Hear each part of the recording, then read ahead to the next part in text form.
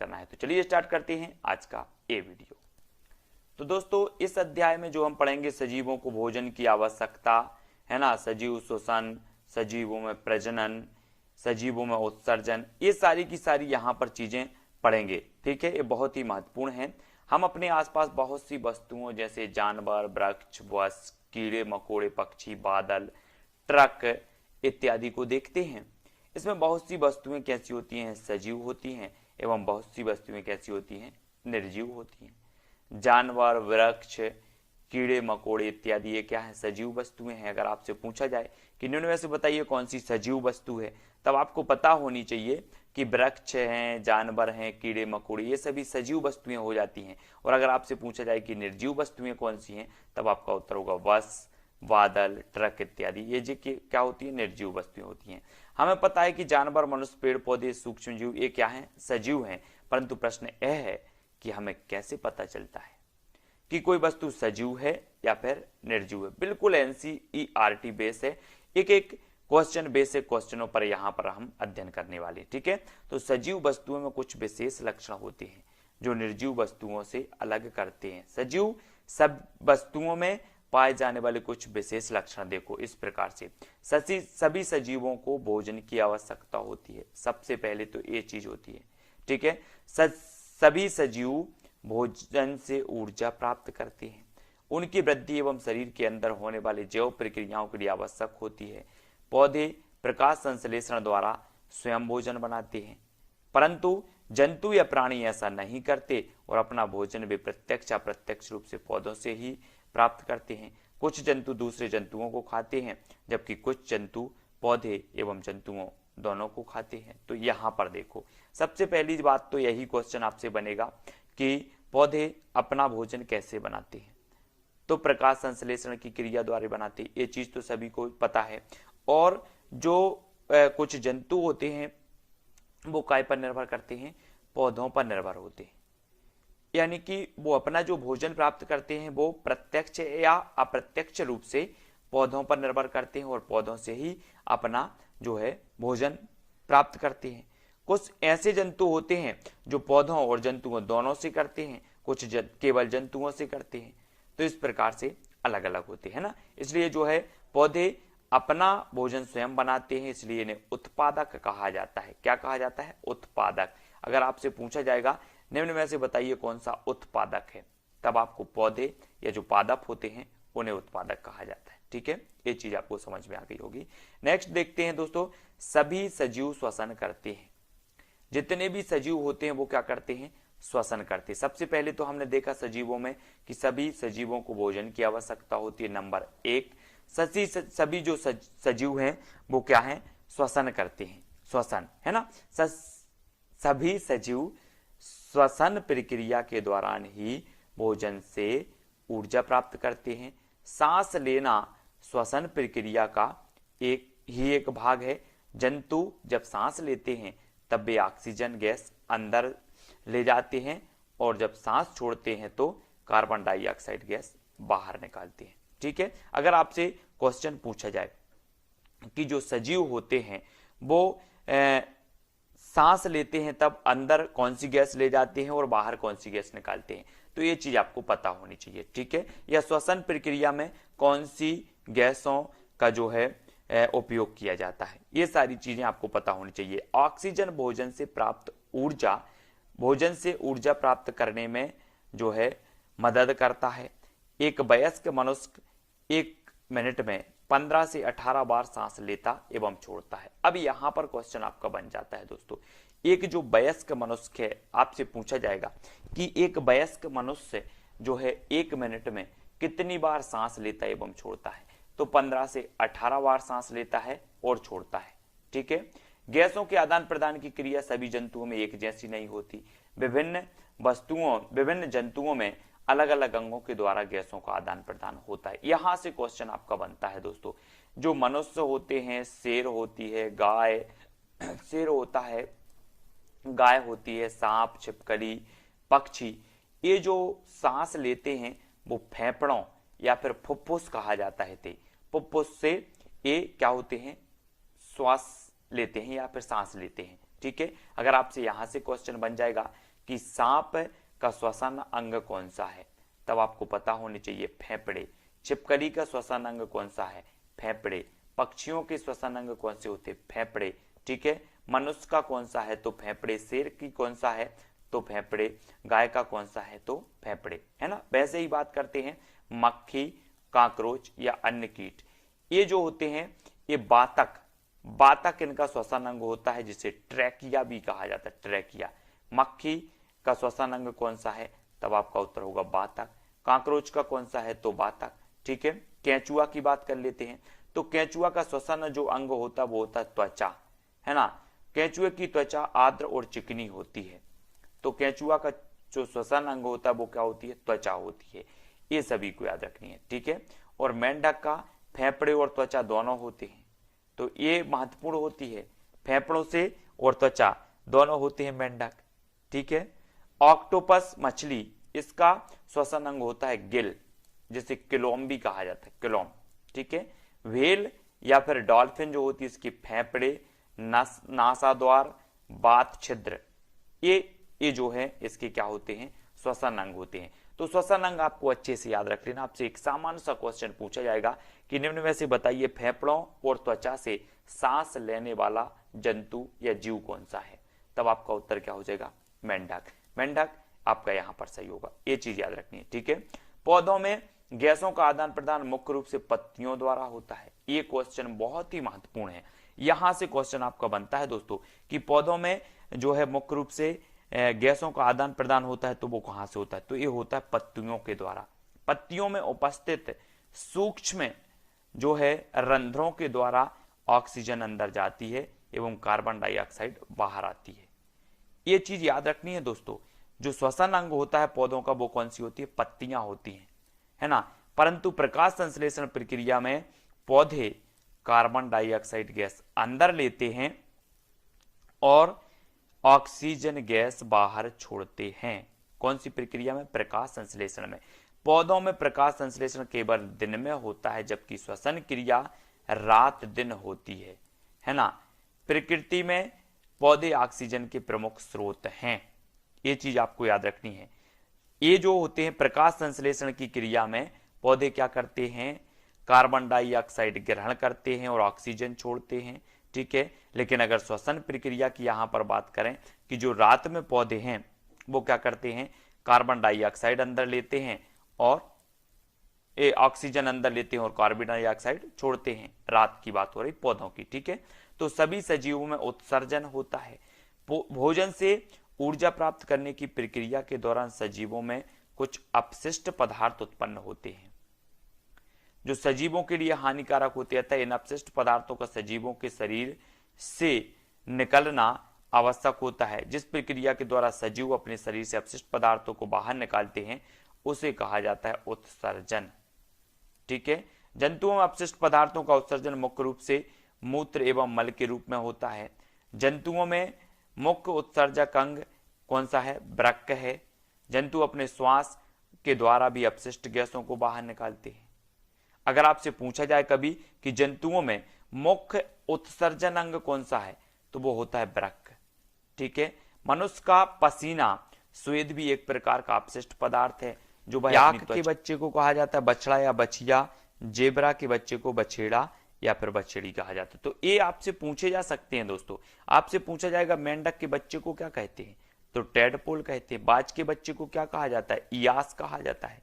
ये सारी की सारी चीजें आपको यहाँ पर देखना है जंतु जगत में, है ना। तो ये याद रखेंगे। पौधों में प्रजनन मुख्य रूप से बीजों के द्वारा होता है, परंतु उनमें निम्न तरीकों से भी प्रजनन होता है। देखो, कलम के द्वारा होता है तो किसमें होता है, गुलाब में। कलिका के द्वारा होता है आलू में। पत्ती के द्वारा, है ना, ब्रायोफिलम पत्थरचटा। और जड़ के द्वारा शकरकंद। ये आपके जो है कुछ अलग प्रकार से जो है ये उदाहरण हो जाएंगे पौधों में। ठीक है, और भी देख लेते हैं। सजीवों में वृद्धि होती है। सजीवों में एक निश्चित आयु तक वृद्धि होती है। हम देखते हैं कि एक नवजात शिशु वयस्क हो जाता है, एक छोटा पेड़ बड़ा पेड़ बन जाता है, पौधा पेड़ बन जाता है। सजीवों में मृत्यु होती है, तो एक निश्चित आयु के बाद सजीव मर जाते हैं। क्या होते हैं, मर जाते हैं।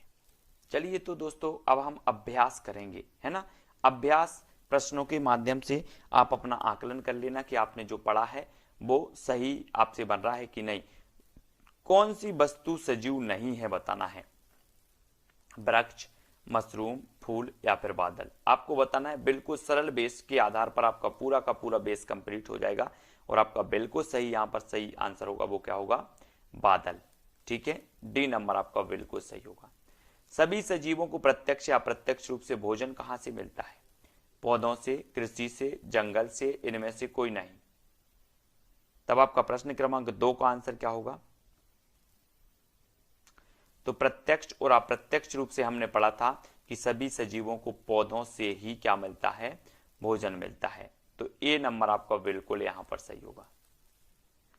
एक वयस्क मनुष्य 1 मिनट में कितनी बार सांस लेता है, 72 बार, 15 से 18 बार, 25 बार या फिर 10 से 12 बार।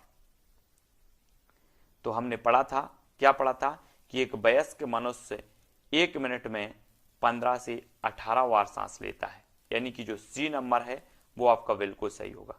ठीक है, छिपकली में श्वसन अंग कौन सा है, छिपकली का श्वसन अंग आपको बताना है।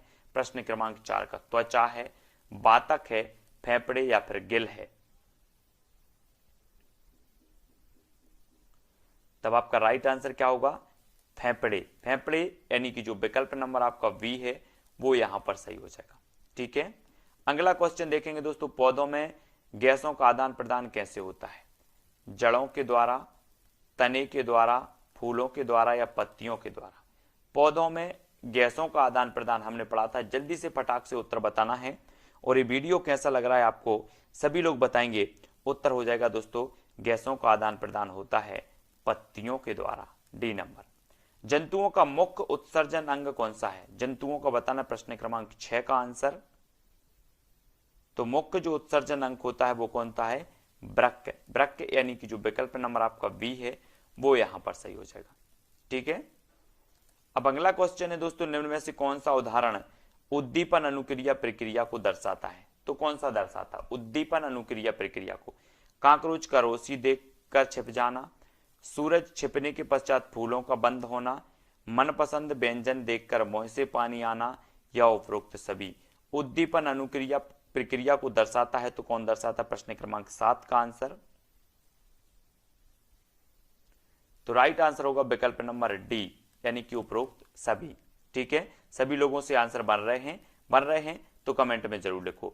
निम्न में से कौन अपने शिकार को पकड़ने के लिए अपनी जीभ का प्रयोग करता है, छिपकली, दोनों, मेंढक, इनमें से कोई नहीं। तो हमने पढ़ा था अभी कि जो शिकार को पकड़ने के लिए जीभ का प्रयोग करता है वो छिपकली भी करती है और मेंढक भी, यानी कि आपका विकल्प नंबर जो सी है वो यहां पर बिल्कुल सही होगा। कंधे एवं कूले में पाई जाने वाली संधि है तो कौन सी है, हिंज संधि, अचल, कंदूक खल्लिका या फिर धुराग्र। प्रश्न क्रमांक 9 का उत्तर हमें यहां पर बताना है कि कंधे एवं कूले में पाई जाने वाली जो संधि है वो कौन सी संधि है, कंदूक या फिर खल्लिका। निम्न में से कौन सा कथन सत्य है, सत्य कथन बताना है आपको। केंचुआ पेशियों एवं सूख की मदद से रेंगता है, मनुष्य के सिर में अचल संधि पाई जाती है, मेंढक तैरता भी है और फुदकता भी है, पौधों में प्रकाश संश्लेषण 24 घंटा होता है।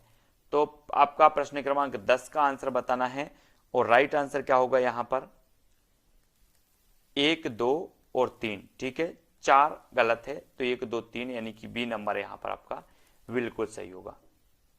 निम्नलिखित जानवरों में से कौन बच्चों को जन्म देता है, जल्दी से बताओ, चमगादड़, सील, भेल या फिर ये सभी। बच्चों को जन्म देने वाला जो जानवर है वो कौन सा, प्रश्न क्रमांक 11 का आंसर। तब आपका बिल्कुल सही होगा, चमगादड़ भी देती है, सील भी देती है और भेल मछली भी देती है, इसलिए इसे इन्हें क्या कहा जाता है, स्तनधारी कहा जाता है। क्या कहा जाता है, स्तनधारी। ठीक है, और डी नंबर यहां पर आपका बिल्कुल सही है। निम्न में से किस पौधे में पत्तियों के द्वारा प्रजनन होता है, तो पत्तियों के द्वारा प्रजनन होता है किसमें, गुलाब, शकरकंद, पत्थरचटा या फिर आलू। पत्तियों के द्वारा। प्रश्न क्रमांक 12 का आंसर बताना है और आपका बिल्कुल सही आंसर होगा बी, यानी कि पत्थरचटा जो होता है इसमें पत्तियों के द्वारा प्रजनन होता है, हमने ऊपर पढ़ा भी है ना। कौन सुमेलित नहीं है, जल्दी से, केंचुआ त्वचा, मच्छर कान, पसीना त्वचा, सांप कंपन। तो प्रश्न क्रमांक जो 13 का आंसर है वो क्या होगा, सुमेलित नहीं है तो वो नहीं है मच्छर कान। ठीक है, केंचुआ त्वचा से सांस लेता है ना, पसीना जो निकलता है वो त्वचा से निकलता है, सांप कंपन करके आवाज को सुनता है, लेकिन मच्छर कान, ए आपका सुमेलित नहीं है। पक्षी एक ही वक्त में दो अलग अलग चीजों को देख लेते हैं क्योंकि वे अपनी गर्दन को घुमाते रहते हैं। इनके सिर के दोनों तरफ आंखें होती हैं, इनकी आंखों की पुतली घूम नहीं सकती, या फिर इनकी आंखें छोटी होती हैं। तो प्रश्न क्रमांक 14 का आंसर बताना है और राइट आंसर होगा कि इनके सिर के दोनों तरफ आंखें होती हैं, यानी कि जो बी नंबर है वो यहां पर सही हो जाएगा। ठीक है, अलग अलग चीजों को देख लेते इस कारण। ठीक है, बी नंबर ज्यादा उपयुक्त है। मनुष्य की कोहनी और घुटने में कौन सी संधि पाई जाती है? 15 का उत्तर बताना है, कोहनी और घुटने में। तब आपका हिंज संधि यानी कि जो विकल्प नंबर वी है वो यहां पर सही हो जाएगा। ठीक है, अगला क्वेश्चन, मनुष्य के सिर की अस्थियां गति नहीं करती क्योंकि इनमें पाई जाती है, तो कौन सी संधि पाई जाती है? प्रश्न क्रमांक 16 का मनुष्य के सिर में बताना है। तो सिर में हमने पढ़ा था कि अचल संधि पाई जाती है, ए नंबर आपका बिल्कुल सही हो जाएगा। ठीक है, निम्न में से कौन सा जानवर अपने क्षेत्र को अपने मलमूत्र की गंध से पहचान जाता है? तो अपने मलमूत्र की गंध से पहचान जाता है कुत्ता, शेर और बाघ, यानी कि ए सभी। डी नंबर यहां पर बिल्कुल सही होगा। निम्न में से कौन सा कथन असत्य है? असत्य है बताना, सभी जीव जंतु अपने भोजन का निर्माण स्वयं करते हैं। पौधे जब सांस लेते हैं तब ऑक्सीजन गैस अंदर लेते हैं। व्हेल और डॉल्फिन स्वच्छ वायु लेने के लिए समय समय पर समुद्र से बाहर आते हैं, या फिर सांप फेफड़ों से सांस लेता है। कौन सा कथन असत्य है बताना, प्रश्न क्रमांक 18 का। और 18 का जो आंसर हो जाएगा वो क्या हो जाएगा, सभी जीव जंतु अपने भोजन का निर्माण स्वयं करते हैं, यानी कि ए नंबर जो है ए असत्य कथन है। ठीक है, निम्न में से कौन सा कथन सत्य है? सत्य बताना है, पौधे अपने अपशिष्ट पदार्थों को उत्सर्जन के रूप में बाहर निकाल देते हैं। पौधे अपने अपशिष्ट पदार्थ को ऐसे भाग में इकट्ठा कर लेते हैं जिससे उनको हानि ना पहुंचे, या उपर्युक्त दोनों, या इनमें से कोई नहीं। तो सत्य बताना है, प्रश्न क्रमांक है 19 और 19 का सभी ने उत्तर बताया है कि दोनों ही सत्य हैं, यानी कि सी नंबर आपका यहां पर बिल्कुल सही होगा। सील मछली स्तनधारी है क्योंकि वह उड़ नहीं सकती, मांसाहारी है, जल में रहती है, बच्चे को जन्म देती है। तो जल्दी से आंसर बताएंगे आप लोग। तब आपका बिल्कुल सही आंसर होगा कि वह बच्चे को जन्म देती है, यानी कि डी नंबर आपका यहां पर सही होगा। उल्लू और रैकून सिर्फ काला और सफेद रंग ही देख पाते हैं क्योंकि ये नभचर, रात्रिचर, उभयचर, या इनमें से कोई नहीं।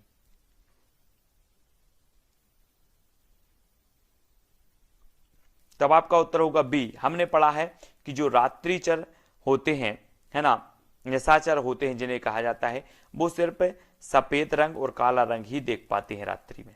ठीक है, बाज, गिद्ध और चील जैसे पक्षी अपने शिकार को दूर से ही देख लेते हैं क्योंकि वे आसमान में ऊपर उड़ते हैं, वे बहुत तेज होते हैं, उनकी दृष्टि मनुष्य से 4 गुना तेज होती है, उपरोक्त सभी। तो 22 का आंसर आपको बताना है और आपका राइट आंसर होगा सी। ठीक है, तो इस प्रकार से दोस्तों वीडियो को लाइक करें, शेयर करें और पूरी की पूरी प्लेलिस्ट में जाकर के इसी प्रकार का अध्ययन करते रहें। और बाल विकास का भी एनसीईआरटी पर आधारित अध्ययन है, तो वो भी जरूर देखें। तो जो मनुष्य होता है उसका जो पसीना निकलता है वो भी एक प्रकार का अपशिष्ट है जो वह अपनी त्वचा के द्वारा बाहर निकालता है। पक्षी बीज के रूप में अपशिष्ट पदार्थ बाहर निकालते हैं। पौधों में भी हानिकारक पदार्थ उत्पन्न होते हैं। पौधे इन अपशिष्ट पदार्थों को या तो स्त्राव के द्वारा स्त्राव के रूप में बाहर निकाल देते हैं, या फिर इन पदार्थों के ऐसे भाग में इकट्ठा कर लेते हैं जिससे उनको हानि ना पहुंचे।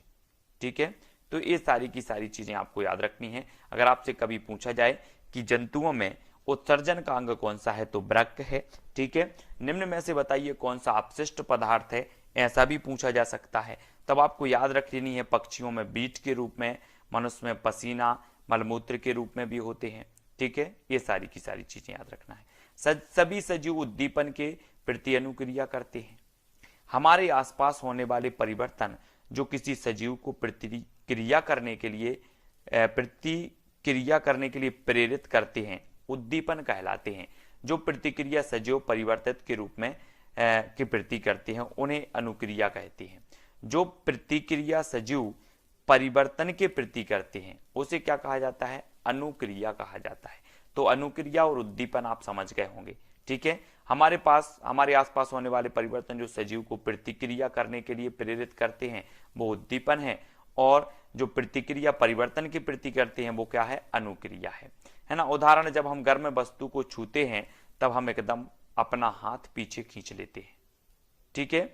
तो कॉकरोच रोशनी देखकर छिप जाते हैं। अपने मनपसंद व्यंजन को देखकर हमारे मुंह में पानी आ जाता है। सूरज के छिपने के पश्चात कुछ फूल बंद हो जाते हैं। छुई मुई गुल मेहंदी के पौधों की पत्तियां छूने पर सिकुड़ जाती हैं। तो ये उद्दीपन और अनुक्रिया के कुछ उदाहरण हैं, ठीक है। उपरोक्त उदाहरण में उद्दीपन गर्म वस्तु, रोशनी, मनपसंद व्यंजन और सूरज का छिपना तथा पत्तियां छूना, जबकि अनुक्रियाएं हाथ पीछे खींचना, कॉकरोच का छिपना, मुंह में पानी आना, फूल का बंद होना, पत्तियों का सिकुड़ना, ये क्या हो जाएंगी? अनुक्रियाएं हो जाएंगी। सजीवों में इंद्रियां होती हैं। सजीवों में क्या होती है? इंद्रियां। मुख्य रूप से जंतुओं में निम्नलिखित इंद्रियों में 5 इंद्रियां होती हैं। आंख देखने के लिए, कान सुनने के लिए, नाक सूंघने के लिए, जीभ स्वाद के लिए और त्वचा महसूस करने के लिए। ये 5 प्रकार की इंद्रियां होती हैं सजीवों में, ठीक है। विभिन्न जंतु अपनी इंद्रियों का प्रयोग विभिन्न कार्य के लिए करते हैं। जैसे चींटियां अपने समूह की चींटियों को उनके द्वारा छोड़ी गई गंध से पहचान लेती हैं। कुछ कीड़े मकोड़े अपनी मादा कीड़े को उनकी गंध से पहचान लेते हैं, जैसे रेशम का कीड़ा। कुछ पक्षी जैसे बाज, गिद्ध और चील, जिनकी दृष्टि मनुष्य से 4 गुना तेज ज्यादा होती है, अपने शिकार को दूर से देख लेते हैं। पक्षी एक ही वक्त में 2 अलग अलग चीजों को देख सकते हैं, क्योंकि इनके सिर के दोनों तरफ आंखें होती हैं, परंतु उनकी आंखों की पुतली जो है घूम नहीं सकती, इसलिए अपनी गर्दन को घुमाकर अपने आसपास देख सकते हैं।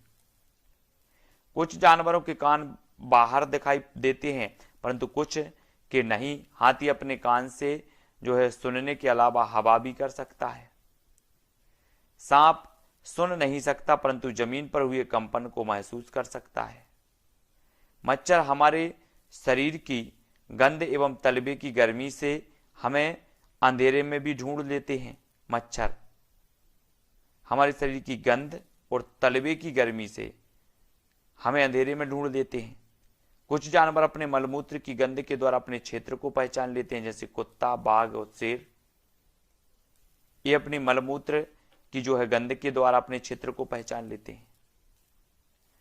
और देख लेते हैं मेंढक, छिपकली आदि जीव अपने शिकार को पकड़ने के लिए अपनी जीभ का प्रयोग करते हैं। ऐसा क्वेश्चन भी पूछा जाता है कि कौन सा जीव है जो अपने शिकार को पकड़ने के लिए अपनी जीभ का प्रयोग करता है, तो मेंढक और छिपकली करता है।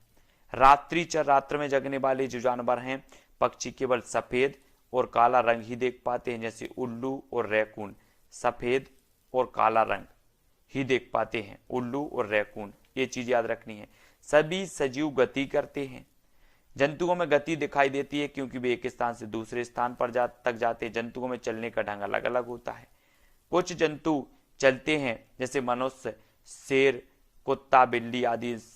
इन जानवरों में अलग अलग गतियों के लिए इनकी अस्थियों में अनेक प्रकार की संधियां होती हैं। मनुष्य में पाई जाने वाली संधियां हैं कंदूक, खल्लिका संधि। इस प्रकार की संधि में सभी दिशाओं में गति होती है। यह संधि कंधे एवं कूल्हे में पाई जाती है ना। अगर आपसे कभी पूछा जाए कि कंदूक, खल्लिका संधि मनुष्य के शरीर में कहाँ पाई जाती है, तो ये पाई जाती है कंधे और कूल्हे में। हिंज संधि, इस प्रकार की संधि में एक ही दिशा में गति होती है। यह संधि कोहनी या घुटने में पाई जाती है। हिंज। अचल संधि, इस प्रकार की संधि में कोई गति नहीं होती, यह हमारे सिर में पाई जाती है। अचल संधि। धुराग्र या फिर खूंटी संधि, इस प्रकार की संधि में ऊपर नीचे एवं आगे पीछे की गति होती है। यह हमारे शरीर, सिर एवं गर्दन में जोड़ती है। धुराग्र संधि, है ना। संधि जहां 2 या 2 से अधिक अस्थियां, हड्डियां आपस में जुड़ती हैं, उस जगह को क्या कहा जाता है? संधि कहा जाता है ना। उल्लू काफी हद तक अपनी गर्दन को पीछे तक घुमा सकता है। कुछ जंतु रेंगते हैं जैसे केंचुआ, सांप। केंचुआ पेशियों एवं सूप की मदद से रेंगता है और सांप पेशियों एवं बलय की मदद से रेंगता है। तब आपसे पूछा जाए अगर कि पेशियों एवं सूप की मदद से रेंगने वाला जंतु कौन सा है, तब आपका उत्तर होगा केंचुआ। और सांप पेशियों एवं बलय की मदद से रेंगने वाला है तो वो कौन सा है, सांप।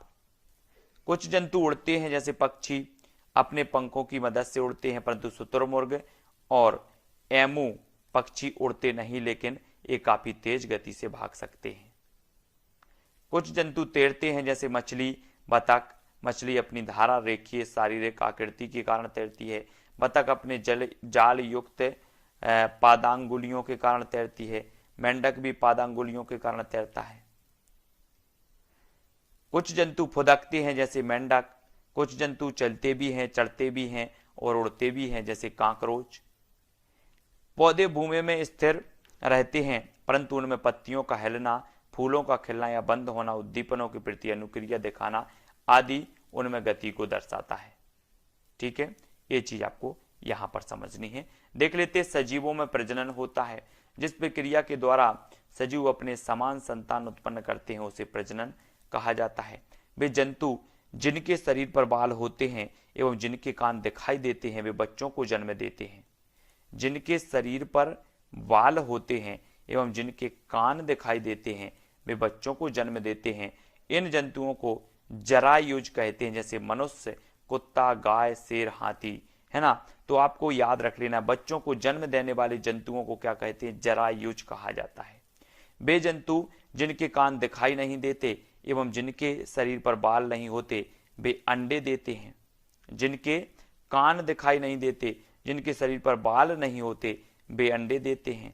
इन जंतुओं को अंड प्रजक कहा जाता है, जैसे पक्षी, मेंढक, बतख, मछली, ये क्या है, अंड प्रजक हैं, अंडे देते हैं।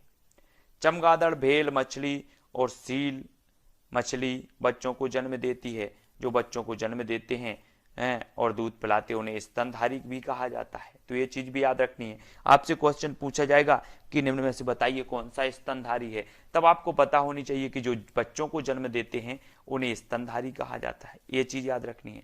ठीक है, जीव एवं उनके बच्चों को देखेंगे। यहाँ पर देखो, कपी के बच्चे को क्या कहा जाता है, बच्चा। चमगादड़ के बच्चे को पिल्ला या पिल्ली। भालू के बच्चे को शावक। पक्षी के चूजा कहा जाता है। तितली के कैटरपिलर। ऊंट के बच्चे को बछड़ा या बछिया कहा जाता है। कौआ के बच्चा को चूजा। हाथी के बच्चा को कहा जाता है बछड़ा या फिर बछिया। मेंढक के टेडपोल। जिराफ के बछड़ा या फिर बछिया। बाज के बच्चा को इयास कहा जाता है। घोड़ा के बच्चे को बछेड़ा या बछेड़ी कहा जाता है। कंगारू के बच्चे को जो ई कहा जाता है। बंदर के बच्चे को शिशु। ठीक है, पेंगुइन के बच्चे को चूजा। कुत्ता के बच्चे को पिल्ला या पिल्ली।